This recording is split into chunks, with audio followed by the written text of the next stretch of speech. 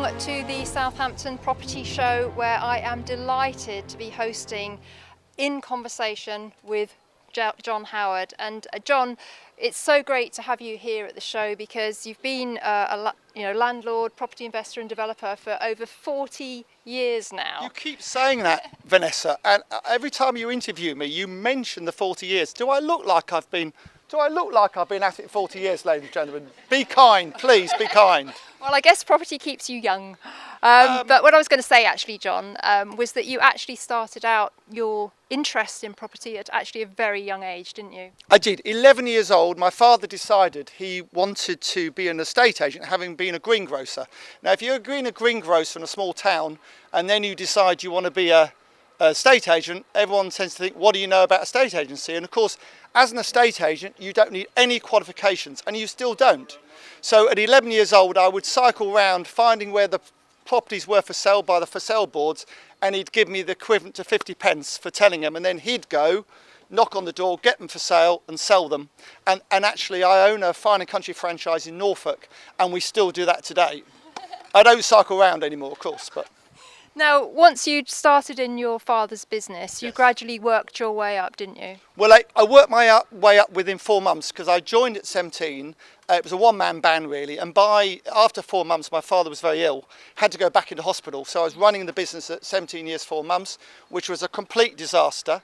But we did property management, we did insurance, we had a building society a bit as well. We did all sorts of things, and that's a great grounding. And anyone getting into property, wants to get into property, a great grounding is if you have been an estate agent and so on. Of course, nowadays, a lot of people go on education, they do the education route, and I do some seminars to help people because they don't have that grounding that the rest of us used to have, because there's so many more people doing it now than there ever was, which is great, by the way, great. Quite, but I think also for people that don't have the deposits to get started in property, perhaps working in a estate agency or as a deal sourcer, it can actually help them build their network, build their contacts, and actually, build up the cash to get involved in property. So I think it's a good way into the sector. Yeah, deal sourcing. When I heard people were doing sourcing, I thought that was some sort of magic. But apparently these days that's what, I'm a bit of a dinosaur, and these days that's what it's called. Apparently it's called deal sourcing. Yes. Deal sourcing. And for every 100 people that say they're deal sorcerer, there's probably 5 that I would, hopefully get some deals off that work. Mm-hmm. You've got to have an angle. It's no point just saying, oh, I'm a deal sorcerer and it's on Rightmove, do you know about it? On the whole, if it's on Rightmove, hey, guess what? It's too late. Or it could be too soon. If it's on there a year or 2 and still not sold, you might be able to have a deal on it. Mm-hmm. But on the whole, as soon as everyone knows about something, guess what? Mm-hmm. It's too late. Absolutely. Now I want to take you back right to the beginning when you bought your first investment property. Yes. Can you remember the details? Do you still own it? I don't still own it. I can remember it very well. It was on my 18th birthday, and my mother lent me £2,400, bless her heart. She's still going today at 93, still bangs on about it. I managed to saved a little bit, and I borrowed some money from the bank, and I bought a property for £9,200, 2 flats with sitting tenants. I sold the sitting tenant flat, one of them, to the tenants for £8,250 a few weeks later. And so I got the other one for nearly nothing. And that's really been my career. I've always bought a number of things, sold some, kept some on the whole, and moved on. Mm-hmm. No, that's a very, very good strategy. So,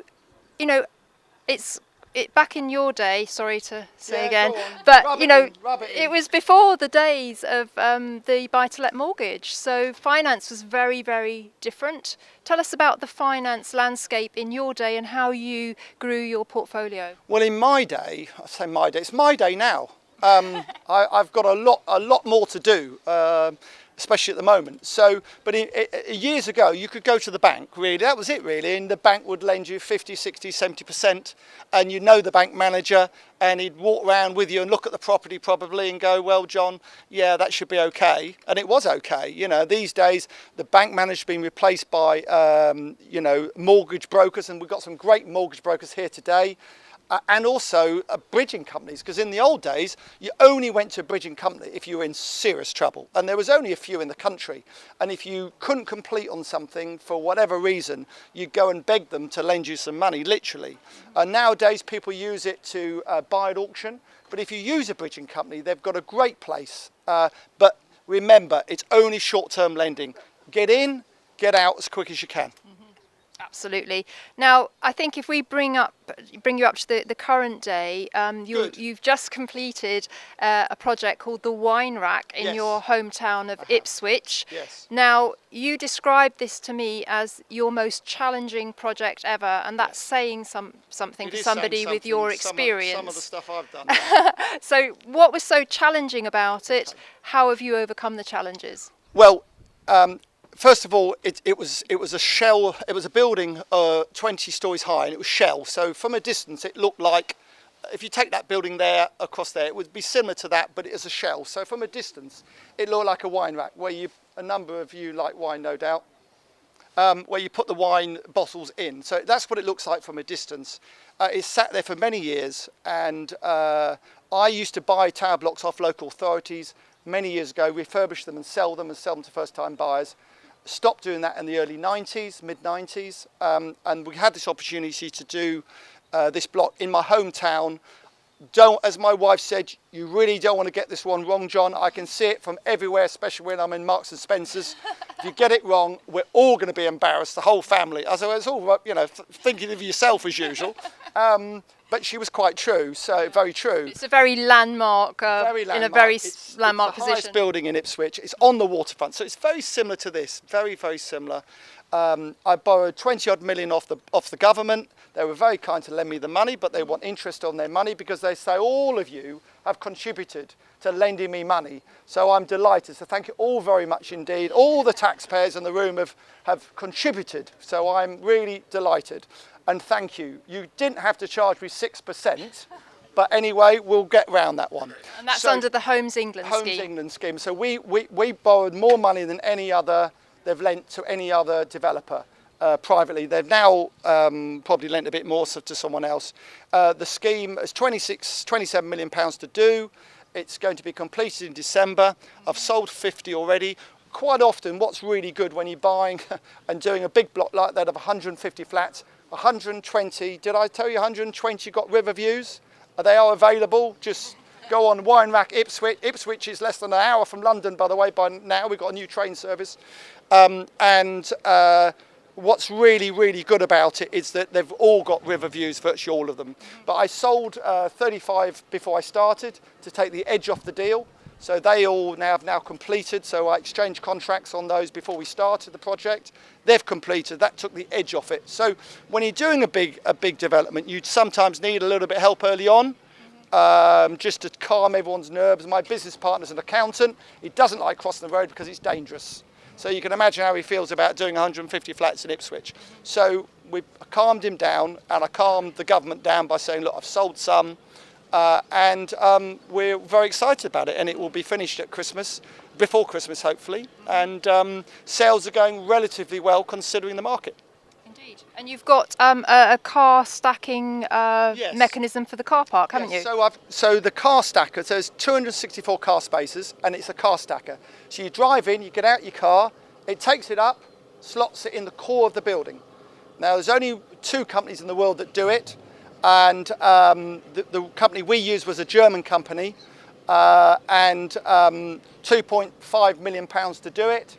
It started off at 1.6 million euros, but when they realised that we could only use them because it was designed for the building, as obviously the shell was already up and it was already designed for their system and no one else's. They've had this by the short and you know what. So in the end, it's cost us 2.5 million pounds to do. But they're German. They're very any Germans here? No, good. They're very organised, and they've done 180 around the world. So, and if by the way you use your car every day, it recognises it. The system does, and parks you lower down. And if you only use the car at weekends, it takes longer to get your car because you're up there because you obviously don't need to work. You've got plenty of time on your hands. Well, that sounds awesome, and that's what I would call a unique selling point. And anything that you're marketing, whatever field you're in, you do need a USP. Do you think along those lines yourself when you're doing your developments? I think you need an angle. You need something that's going to, a hook, if you like. It's like a TV advert or anything. You need a hook, and the hook here is 120 flats with balconies overlooking the river. If you look round here, not every flat, in fact most of these flats to be fair have got balconies. What I find, if you've got a great location and they haven't got a balcony, you've got a big problem because they're not going to sell. Because everyone wants balconies, balconies, balconies, balconies. Some need 2 balconies. Fantastic. Let's talk about some of your other developments. Actually, just for the audience, how many developments have you got ongoing at the moment? So at the moment I've got 3 or 4 developments, probably selling 250, 300 properties. I've sold 3,500 to 4,000 throughout my career. Compared to obviously the big boys, it's very little. But the difference between the big boys and someone like myself is that it's all privately funded or bank funded money. We're not PLC. We're not just working for a big housing company. My backside is on the line every time I do a deal. Wow, that's pressure. Yeah. But good fun. Now, you are also a fan of what you call oven ready. Could you explain what that is? So when I say oven ready, what we do quite a lot of is we buy a site where everything needs doing. We bought a site, for instance, of 1.75 acres with an office building on it that needed demolishing in order to get the planning. We've sold it to McCarthy & Stone. So they will agree to buy it off us once it's all sorted out and clean and ready for ready for them to build. They don't like taking risks. These PLCs, they don't take any risks. They'll make less margin maybe, but no risk. Whereas we will take more risk to make more margin if we get it right. But on this particular scheme, we've done okay. But we did the demolition. We found another building underneath the building we demolished, which had asbestos. So that cost us another 350,000 to move the asbestos. Ouch. That's okay. I've got plenty of margin in it. We then had the archaeological dig done, which we thought would be 100,000. That's turned out to be £420,000. So things aren't going quite as well as we thought. But you always need to make sure you buy right in the first place. If you buy right in the first place, whatever goes wrong just about, you can get out with your shirt on your back. And we'll make a small profit. Yeah. Well, that leads me very nicely on to ask you, I know you've got your 3 unbreakable property buying rules. Now, yes. I'm going to hazard a guess that you have stuck to these religiously throughout your career. And would you like to tell the audience what they are? Yes, so I've got 3 unbreakable rules which I stick to, and over the years they've kept me in very good stead. I've still got a shirt and a suit and a decent car. So the rules are, if you're buying any property whatsoever, if you can't do these 3 rules, consider yourself, should you be buying them at all? The first thing is to buy, you should be able to buy and sell it without doing anything to it and make a profit. Because if you can't do that, you're obviously not buying it at the right money. You've got to buy it under market value. Anybody can buy, I can go on Rightmove today, we all can, and buy as many properties as you want. Are you going to make any money on them? No. Waste of time? Yes. You might as well take the dog for a walk. So that's the first thing. The second thing is if you can't buy it, refurbish it and sell it at a good profit, then what the hell are you doing it for? And the third thing is if you can't buy it, refurbish it, let it, and refinance it and get the majority, if not all your money back to go again, you shouldn't be doing it. Waste of time. It's not the amount of deals you do. And I've got backers and people who are constantly chasing me. Said, John, we've bought nothing since February. What's going on? What are you doing? You're doing the TV stuff too much. I'm totally being told all the time what I should be doing. But of course, they want me to do the deals. So I've just bought 3 blocks of flats. It's the first thing I've bought since February, which for me, for a deal junkie, is a long time. But you've got to be disciplined. If there's nothing about to buy, don't buy. Don't go to an auction and just think, oh, I've got to buy something. Don't do it. Be disciplined. Your time will come. The deals will be there, but stick to your strict criteria. And believe in yourself. At the end of the day, form is temporary, class is permanent. Believe in yourselves. There are deals out there to be done all the time. All the time. If you really get stuck, get an auction catalogue. It's full of deals. You just got to pick the right one for you. Make sure whatever's in there, whatever the problem is, find out what the problem is and make sure you can deal with that problem. If it's a problem you can't deal with, do not buy it. Well, fantastic advice there, John. And of course, what we can say is that numbers will never ever lie to you. That they're the one thing that you probably can rely on. So no doubt you've got gazillions of spreadsheets from all of your deals. But you know, aside from the numbers, do you ever have any kind of emotional connection to the property, or do you ever think about who's going to live there and what it's going to be like for them? Do you ever bring that kind of heart into it? No. Okay. That was a short answer, short and sweet. Well, no, it's very interesting to know because I have a slightly different approach myself. I always kind of think about, if it's walking home at night from the station, would I feel comfortable doing that? I kind of think about the person that's going to be living there. I take it that everyone is responsible, everyone's an adult and they can make their own mind up of what they do and what they don't do. Obviously we try and make it attractive for them in certain ways, and if there's an issue with walking back from the station, we obviously put lights, more lights in or whatever it might be. You've got to think on your feet and you've got to do whatever you have to do to make it as appealing to as many people as possible. Do not use all your lovely flair and do something that only suits 10% of the population, because guess what? It's no good. You need to, whatever you develop, you need to try and make sure that half the people that walk in and look at it want to buy it, not 10%, because you've been quirky or you've been brave or be brave on your own house. You can't afford to be brave, really, on developments because you need to sell them. They need to be sold. And of course, it's always the last 20% is your profit. 25% of what you're selling is your profit. So it's okay saying, well, I've got £380 a foot for the first 10 and you've got 20. I'll carry on. I'll get 380 for the ones that aren't so attractive. No, you won't. Be realistic. Don't bury your head in the sand. Be realistic. So John, can I ask you, what is the biggest mistake you have ever made in your career, and what did you learn from it? Goodness me, that's a very, very difficult question. If you show me a property developer, investor, who's never made a mistake, I will show you a liar.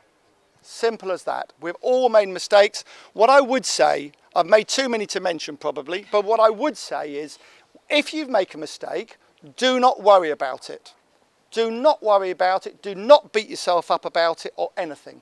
Just realise you've made a mistake. Do not bury your head in the sand. Realise you've made a mistake and get out of it as soon as possible. At a loss, doesn't matter. Don't worry about making a loss. Get out of it. Get whatever capital you can back and go again, because you'll learn from that mistake. And that's so, so important.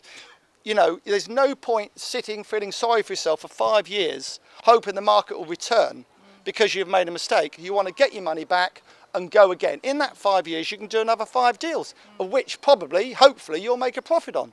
So don't worry about mistakes. We all make mistakes. Yep. Try and make as few as possible, of course, but we all make mistakes, not often, hopefully, but of course, it happens. Yep. And they're great to learn from them as well, isn't it? Absolutely. So just as we kind of wrap it up here, John, I know you're doing all sorts of different projects. I've visited the wine rack. I've seen your oven-ready site for McCarthy and Stone. Yep. You've done some listed buildings. You do a lot of permitted development. Yes. Is there anything that you won't tackle? Well, over the years, we've tended to end up doing more difficult, challenging projects, really because the market has grown so much. There's so many other people who want to do it, which is a problem. So we end up doing more harder projects to make the same margins we want to make, and more because we've got the experience, and the banks will lend money to us on property that hasn't got permission, which has got problems because of our background and what we've done in the past. So we tend to get offered difficult projects that other people don't want to do. I don't really want to do all these difficult projects. I'd much rather buy, which I'm trying to do at the moment going forward, a number of portfolios, blocks of flats, refurbish them, sell them, existing flats, lovely. I'd love to do that all day long and not have to do too much difficult development. Happy to talk about it, happy to write about it, happy to be on TV and discuss it, but going forward, difficult market going forward, I believe, next 3 or 4 years, and I'm cautious about what I want to take on. I'm just curious why you've gone for the blocks of flats. That's an interesting kind of slight change of tack for you. Well, because blocks of flats have already, if they're already let, they've got income. So the far less risk, you've got income and you've got options. You know, you can sell half of them, keep half of them if you buy right. You can keep them all, refurbish them or improve the rents, refinance and move on. You can sell half. You could sell half and then sell the rest off as an investment because you've got the yield up from 6% to 10 or 11% because you've sold and paid the money back and now it's got a better yield. So if there's any developments where you've got options are good because option 1 doesn't work, you've got option 2 or you've got option 3. Just like my three unbreakable rules really. Yes.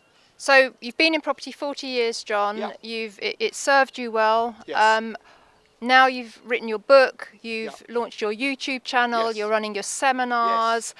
Why are you keeping going? You could be retired on a beach somewhere or on a nice yacht down there. It'll be nice. I've got horses, so I can never afford a yacht. You're a property addict, aren't you? Yeah, I love doing what I do. And I've got 2 more books coming out. I've got 1 book on more advanced property developing. I've got another on auctions because I was director of Auction House UK till last year when I sold my shares, which was very nice. And we've got 42 franchises across the UK selling auctions. So I know a lot about auctions, obviously, because I've been buying and selling auctions for the last 35 years. So I've done a book on that, which comes out in January, February time. So I really enjoy what I'm doing. I've still got the enthusiasm for it. I was described the other day as a Volvo with 200,000 miles on the clock, and I'm still going, rather than an Aston. If I bought in London, they said I'd be an Aston Martin and I'd be living in Jersey. But because I never really bought in London, I'm still going. I'm still doing the deals and doing whatever I can. And because of the advice people are getting at some of these education seminars, it's so bad. You know, you can be a millionaire within 3 years, you can do this, you can do that. It's just basically not true. So that's why I wrote the book and that's why I'm doing my seminars. To educate people correctly in what they want to do. It's a great world to be involved in. It's not all glamour like this, as we all know, and a lovely day like today. You know, every other day's a grind for all of us, really. And people need to understand that it's not as glamorous. It is for the top boys and women who do it, I'm sure. You know, they go to Cannes every year to the festival and property thing. I don't get invited there. I get invited to the one at Olympia in November. So not quite as glamorous to speak there, but hey, there we go. Well, it's been fantastic having you as our guest here at the Southampton Property Show. John, thank you so much for joining us and also here on Property Tribes. Nick, I don't know if you could just spin the camera around so we can just see we have got an audience. Has anybody got any questions that they would like to ask John? Any points they'd like to make? Thank you. Hi John, nice to meet you. I'm Andy. Hi Andy. I've looked at Ipswich before, so I've just got a question about this wine rack development. And Ipswich it's not been good for investors, you know, as like a buy and hold. But you did mention that train line. So you've obviously checked the fundamentals of the area.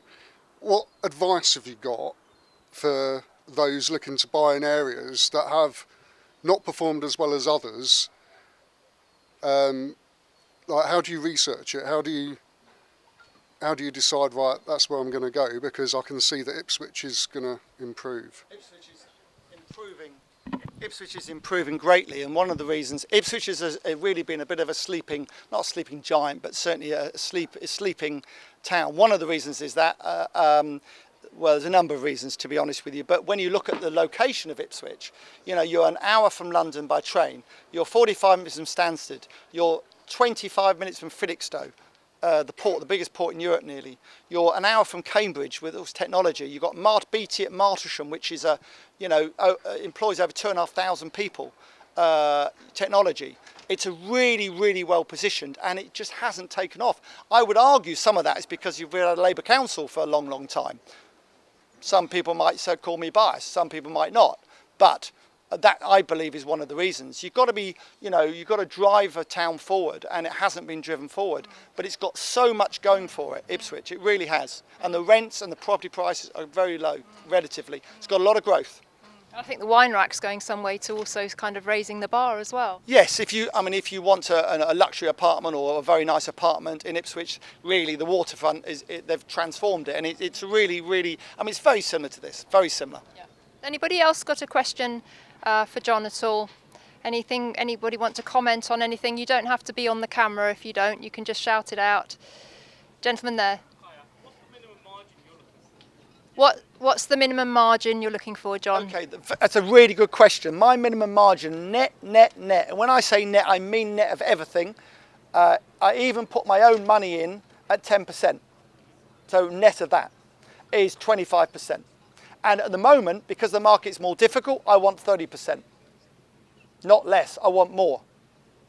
And if you're not doing if you can't buy anything with a 20% margin, don't buy it. What's the point? What is the point of buying something, property with less than 20% margin in it? Because if you get the prices wrong, and if you believe the agents, you might do, always do your own research, listen to the agents, but do your own research. And one quick tip on that, go onto land registry. When they tell you it's sold for 250,000, the property next door, go on the land registry, you probably find out it's 235,000. So do your own research. But if you're not making 20%, if something goes wrong at 20%, you're probably going to make 10. If it goes better, that's great. That's all a bonus. But be realistic. I remember, John, you said one of the, some of the best deals that you ever did were the ones that you actually walked away from, and I think there's definitely something in that. Absolutely. If it doesn't work, if during the process of getting a contract and buying the property, if the market changes or your circumstances change or you've had a survey and there's problems with it, walk away. Walk away. There's no point continuing. They might come chasing after you and say, hey, how much will you pay us? Which is a great position to be in.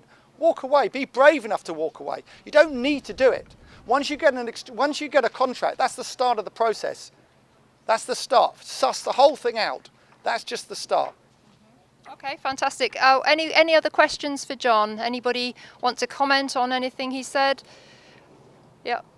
One other person? Okay. Sorry. It's all right. It's all right. Should I say it on the mic? Just say it. Okay, John, I was going to ask you, if you had 100k and you started again, what would you invest in? What an awesome question. Well, if I had 100k, that would be great. If I can have it today, that would be brilliant. Thank you. So the question was, if John had 100k now today as we sit here, what would he invest in and why?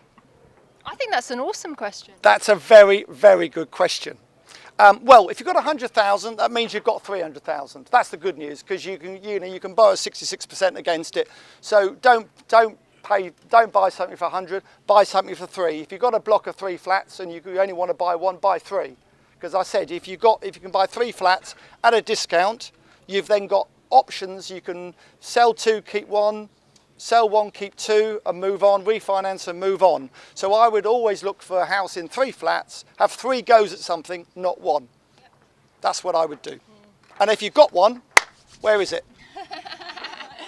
Well, on that note, I'm sure that after the show has finished, John's going to be out scouting out and about in Southampton looking for deals, because actually I think there's a lot of potential in this area as well. I did a lovely development near Lyndhurst a few years ago, a country property that was in flats, and we bought it off Allsops, the auctioneer. After the auction, we bought it and we refurbished it, and I ended up going out with a very nice lady in Ringwood for a year and a half on the back of it. Long way from Ipswich though. Well, John, I know that your eyes are always open, you're always looking for deals, and I can feel your enthusiasm after 40 years of being in the property sector. So thanks very much for joining us here at the Southampton Property Show. Thank you to our audience and to the people that asked the questions. Thank you.